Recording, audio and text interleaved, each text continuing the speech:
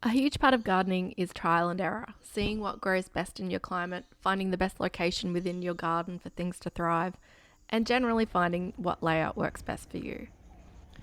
When planning out your garden, there is just so much to consider.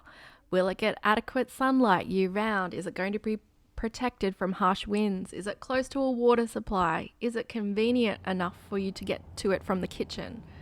What infrastructure should you use, if anything at all? Raised beds? Should they be metal? Should they be timber? Should you just plant in the ground? There are just so many things to consider. I wanted to talk about some of the things that I wish I had done differently when planning out my garden. I wish I had invested more time in leveling the site before I began. Even though I didn't do everything all at once, I had a general idea of what I wanted to achieve.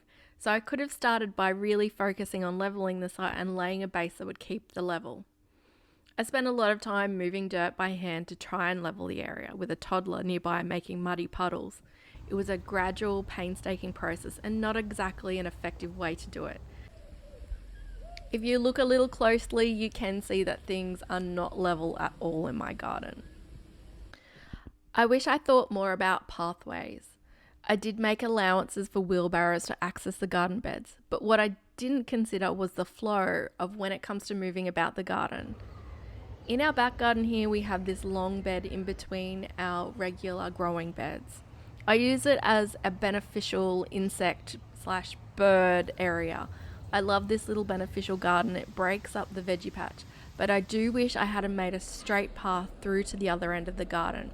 Perhaps two small beds and a path through of the middle would have made it work a bit better. I regret putting in garden beds that are just that little bit too wide. I prefer gardens where I can reach all the way to the other side from one side, so I don't have to walk all the way around to get to plants within the bed. I find that garden beds that are under 1 meter wide are that perfect ideal width. I feel like beds that are even that little bit wider, even that 1.2 meter width, it's just that little bit too far. Perhaps if I had longer arms, it wouldn't be such a problem. I've spoken about this a little bit lately, and it is not considering trees in neighbouring properties and the effects that they would have on my garden. The main thing I was thinking about was sunshine. I had no idea that the tree roots would reach in and leach my garden beds of all moisture and nutrients. If I had have known that it would have had such an impact on my garden, I would have totally reconsidered where I placed it. We've worked around the problem with slowly converting these garden beds into wicking beds, but it has made growing in this area quite challenging for the past few years. I regret putting garden beds right against the fence line. I do love how they frame the space, but they seem to be a safe haven for rodents who love to build their nests between the beds and the fence.